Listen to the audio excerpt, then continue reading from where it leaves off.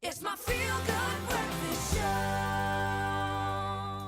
Welcome back, you beautiful people. Thank you so much for joining us for what has been a mind-blowing show thus far. We've got Dynamo in the house, such an awesome guy, and just unbelievably talented. Magic is real. I'm now completely convinced of that, but we are, of course, seeing magic every day in the way the tech world is developing at the moment. Now, this is going to, I think, spark an interesting conversation. We've got Theunis van Rensburg here, who is going to become a theologian this morning, because we're going to talk about whether it's been based on animal cruelty or shift in culture or a lack of resources or the amount of money it requires to get from a living animal to meat on our table. We are now seeing a myriad of new ideas emerging around our craving for meat. South Africans love their red meat, and now we turn to the lab. And I don't mean the Labrador, I mean the actual lab. This whole conversation, I'm just doing this to weird Zoe out completely. Dude, what is going on, man?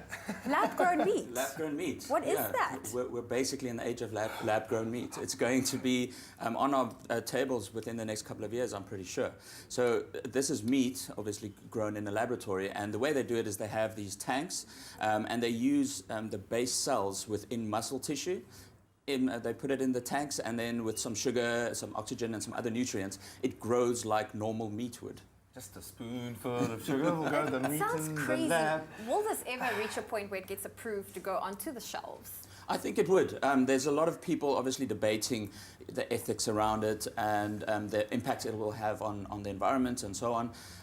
But I think it would. I mean, there's no reason in my mind, at least, that it shouldn't, and it will be good for all of these things we've said before. Global climate change, environmentalism, and you know, vegans could potentially be eating meat. I'd love to hear from vegans right now. If they could please post their comments and their understanding of this online. There are religious implications. You mentioned the term earlier, playing God, because we really are in that space now.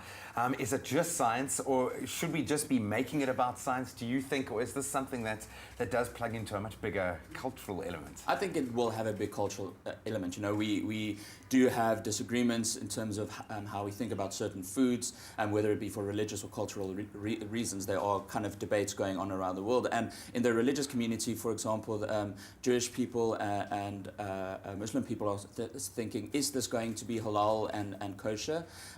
Because we're not slaughtering an animal, you know, it makes things quite grey in the area of talking about how we go about this, and there's a lot of disagreement in those communities. It's amazing to think that we're we're weirded out by the idea of eating something that's been grown, okay, but not by killing something and then eating it afterwards. I mean, if you think about processed food, I mean, we're eating all of that, but I think they need to come up with a synonym, because technically it will taste and look like meat, but it's not meat.